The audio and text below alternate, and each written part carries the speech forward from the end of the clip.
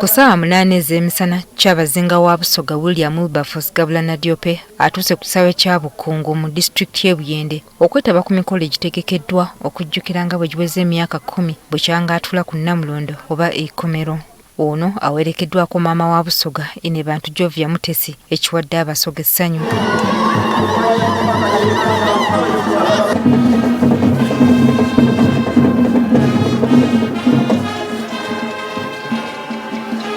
Ku mukolo guno amasaza ga Busoga gonna gakiikiriddwa ekibadde kitabangawo ekyongedde okukakasa nti Obusoga buli bumu.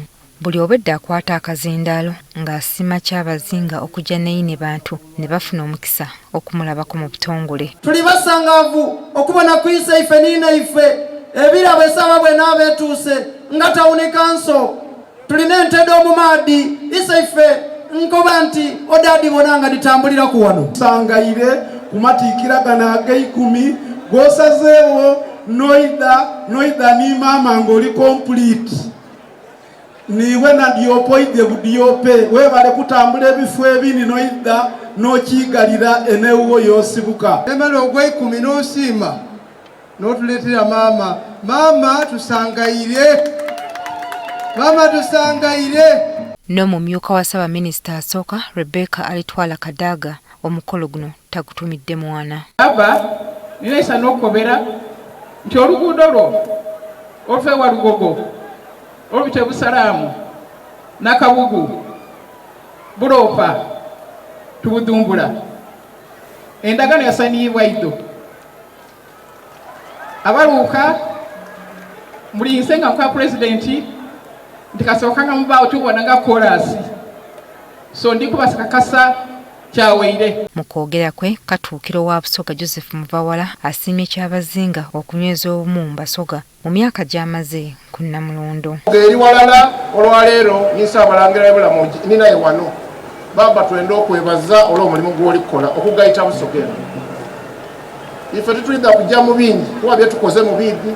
Mu bubaka bwe Kyabazinga wa Busoga William Wilberforce Gabulana Diope atandise n'okusiima Abasoga bonna kyusa ekifaananyi ky'obwa Kyabazinga mu bbanga lye yakamala ng'ali ku Namulondo. Mukolera walala muli bagumiikiriza muli bawulize eri abakulembeze baimwe ate era nga muli bakozi.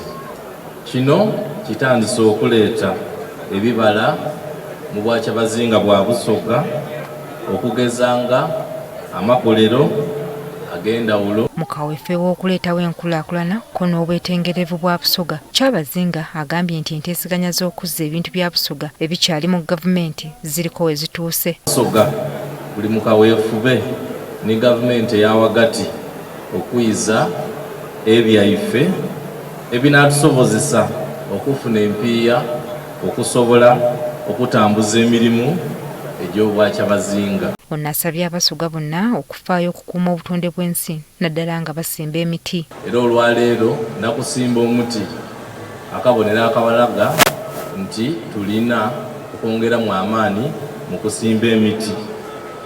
Era n'egyo gye tulina gyo twongere okugikuuma tusobole okuba ne Busoga ennungi, Busoga ezira mu ndala ate Busoga gye tunaasobola okwengaliramu. Kyabazinga ayagala abavubuka babeere basaale mu kukola emirimu egizimba obwa Kyabazinga.